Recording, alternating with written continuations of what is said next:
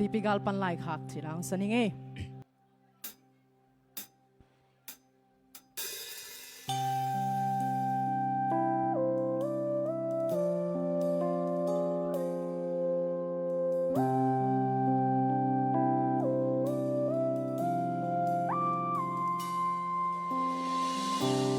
yên lê lâu gầm lê miền nam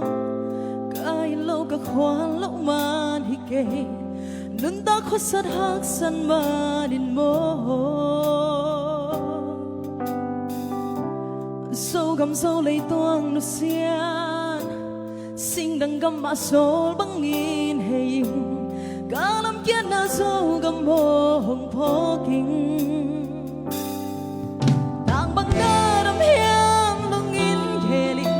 samang in man jani kahai na sing jang gampan so gam po gan hong sun li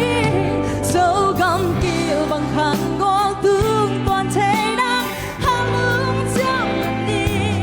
nay sa bil na siam na hao na em so gam nang nga thi lung lao lung ya ke in so gam le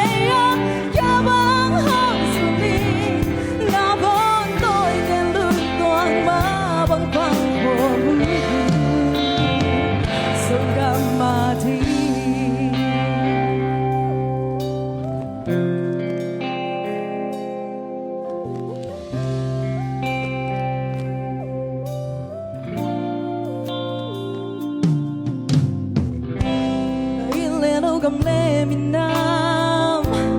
cái lâu cả khoan lâu man hi kê nun ta khó san hắc san ma din mo sâu gầm sâu lấy tuang nu xian sing đằng gầm ma sol băng nghi kê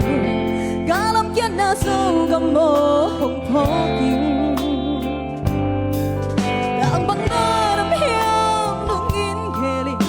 sao băng in man chân mi kahai na sing jang gam van sao gam mo gen hong sun ni sao gam kil bang khan go tương toàn thế đang han lương chăm gần ni nay sa bil na siam na hao na kem tu sao gam na nga thi lương lao lương ya ke in sao gam le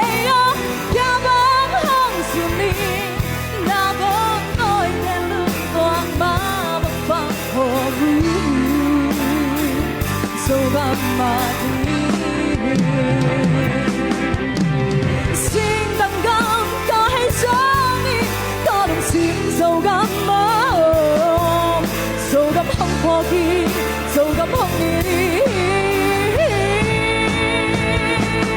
so gam kil bang khan có cương toàn thế đó han lương chăm gần ni nay sa bil na siam na so gam nang nga thi lương lao lương ya ke in so gam le ya bang hang sun ni na bon tôi tên lương toan ma bang bang hong